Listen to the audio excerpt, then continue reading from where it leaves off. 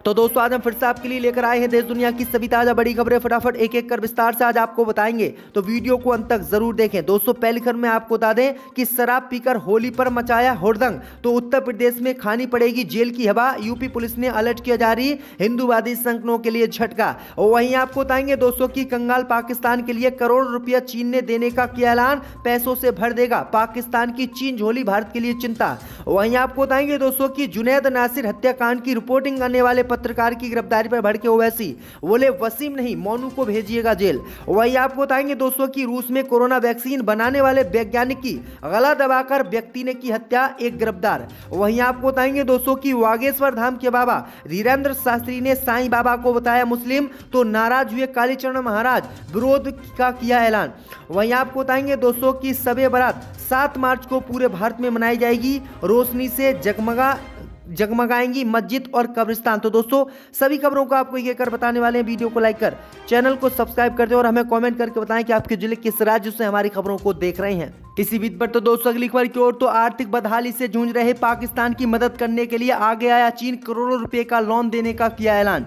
जब दोस्तों आपको बता दें कि आर्थिक बदहाली झेल रहे पाकिस्तान के लिए उसके सबसे बड़े दोस्त चीन ने मदद का ऐलान किया है। पाकिस्तान के वित्त मंत्री इसाक डार ने ट्विटर पर जानकारी दी कि चीन के बैंक ICBC ने पाकिस्तान के लिए 1.3 अरब डॉलर का कर्ज देने का ऐलान किया है। वहीं आपको बता दें कि इस कर्ज में 50 करोड़ डॉलर पाकिस्तान को चीन की बैंक ने मुहैया भी करा दिए हैं। इसाक डार ने बताया है कि पाकिस्तान को यह कर्ज की रकम 3 किस्तों में मिलेगी, जिसमें से पहली किस्त मिल गई है। पाकिस्तान का कहना है कि इसे कठिन समय में इस मदद से बहुत राहत मिलेगी और इससे उसके विदेशी मुद्रा भंडार में भी बढ़ोतरी होगी। तो ये बड़ी अपडेट आई दोस्तों कि पाकिस्तान की किस तरह से चीन ने करोड़ों रुपए देने के लिए मदद की है।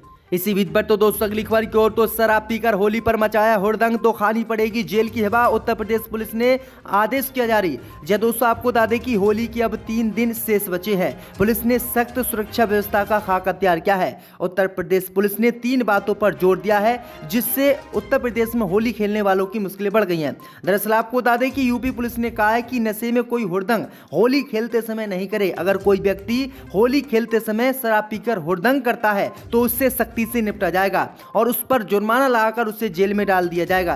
दरअसल आपको बता दें कि यूपी पुलिस ने कहा है कि शराब पीकर लोग होली खेलते हैं और होली खेलने के दौरान दूसरे समुदाय के लोगों के खिलाफ बयानबाजी करते हैं, विवादित बयान देते हैं। इसलिए अगर कोई व्यक्ति जो है होली के दौरान अगर शराब पीकर हुड़दंग मचाता है तो उससे सख्ती से निपटा जाएगा और उसे जेल भेजा जाएगा। तो ये बड़ी अपडेट आ रही है दोस्तों। इसी बीच पर तो दोस्तों अगली खबर की ओर, तो जुनैद नासिर हत्याकांड की रिपोर्टिंग करने वाले पत्रकार को जेल भेजने पर भड़के असुद्दीन ओवैसी। जब दोस्तों आपको बता दें कि जुनैद नासिर हत्याकांड की कवरेज करने वाले एक पत्रकार की गिरफ्तारी की खबरों पर AIM के नेता असुद्दीन ओवैसी ने राहुल गांधी और राजस्थान की कांग्रेस सरकार पर निशाना साधा है।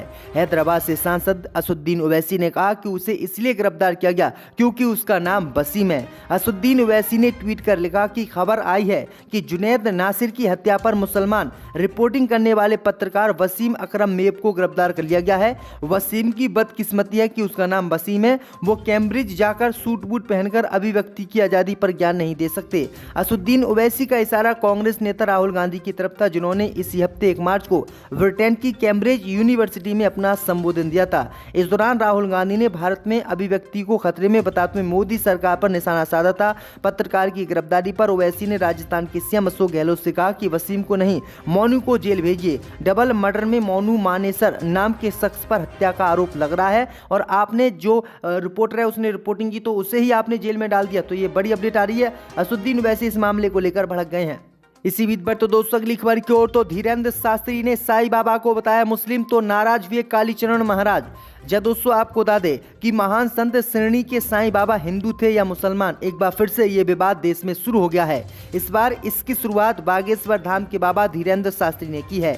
साईं बाबा ने कभी अपना धर्म नहीं बताया, लेकिन धीरेन्द्र शास्त्री ने एक टीवी शो में साईं बाबा का जिक्र चांद मियाँ कहकर किया। उन्होंने कहा कि साईं बाबा टोपी पहनते थे या माला उन्होंने नहीं देखा। धीरेन्द्र शास्त्री के इस बयान से उनकी तरह भारत को हिंदू राष्ट्र बनाने का ध्येय रखने वाले एक अन्य हिंदू संत कालीचरण महाराज नाराज हो गए। उन्होंने कहा कि कालीचरण महाराज ने बागेश्वर धाम के बाबा पर निशाना साधा। उन्होंने कहा कि साईं बाबा हिंदू थे और इसलिए उनकी पूजा की जाती है, लेकिन वास्तव में शिरडी साईं बाबा मुस्लिम थे और यही बात धीरेन्द्र शास्त्री ने कही। तो कालीचरण महाराज अब धीरेन्द्र शास्त्री से ही भी नाराज हो गए। इसी बीच पर तो दोस्तों अगली खबर की ओर, तो कोरोना वैक्सीन बनाने वाले वैज्ञानिकों की गला दबाकर हत्या, एक संदिग्ध गिरफ्तार सामने आई वजह।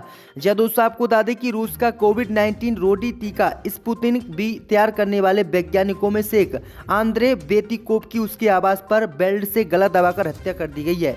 पुलिस बाइक इस आरोप में एक संदिग्ध युवक को गिरफ्तार किए हुए है। रूसी मीडिया की तरफ से इसकी जानकारी आज दी गई है। रूसी समाचार एजेंसी तास ने इन्वेस्टिगेशन कमेटी ऑफ द रूसी फेडरेशन के हवाले से जानकारी दी है और बताया है कि Gamaleya national research centre for ecology and mathematics में वरिष्ठ शोधकर्ता के रूप में काम करने वाले 47 वर्षीय वोतिका को बृहस्पतिवार को अपने अपार्टमेंट में मृत पाए गए थे। खबरों के मुताबिक रूस के राष्ट्रपति व्लादिमीर पुतिन ने 2021 में कोविड वैक्सीन पर अपने काम के लिए उनको एक पुरस्कार भी दिया था, क्योंकि उन्होंने कोरोना वैक्सीन बनाई थी और आज उनकी हत्या कर दी गई है, वो भी गला दबाकर वेल्ड से। इसी बीच पर तो दोस्तों अगली खबर की ओर, तो मध्य प्रदेश की सभी 230 सीटों पर चुनाव लड़ेगी आम आदमी पार्टी। केजरीवाल भगवत मान भोपाल से करेंगे चुनावी कैंपेन की शुरुआत।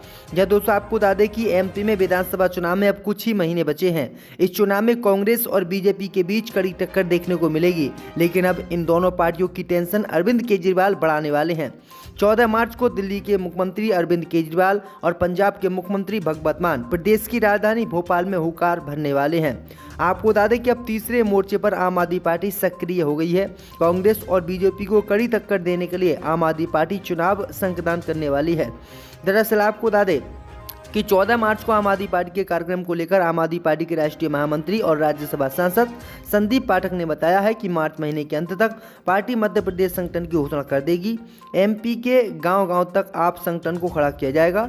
साथ ही उन्होंने कहा कि एमपी की सभी 230 विधानसभा सीटों पर अपने उम्मीदवार कांग्रेस और बीजेपी के खिलाफ आम आदमी पार्टी खड़ा करेगी। तो ये बड़ी अपडेट आई दोस्तों। इसी बीच पर तो दोस्तों अगली खबर की ओर, तो 7 मार्च को पूरे देश में मनाई जाएगी शब-ए बारात। जी दोस्तों आपको बता दें कि मुसलमानों के सबसे मुकद्दस महीने रमजान का आगाज करीब 19 दिन बाद हो जाएगा। इससे पहले शब-ए बारात 7 मार्च को है। होली से एक दिन पहले पड़ने वाले इस त्योहार को लेकर बरेली जिला प्रशासन तैयारियों में जुटा हुआ है। होली और शब-ए बारात दोनों त्योहार एक साथ भारत में हैं, इसलिए पुलिस भी हर राज्य में मुस्तैद है। अराजक तत्वों पर नजर रखी जा रही है। साफ सफाई और पीस कमेटी के साथ बैठकें की जा रही है।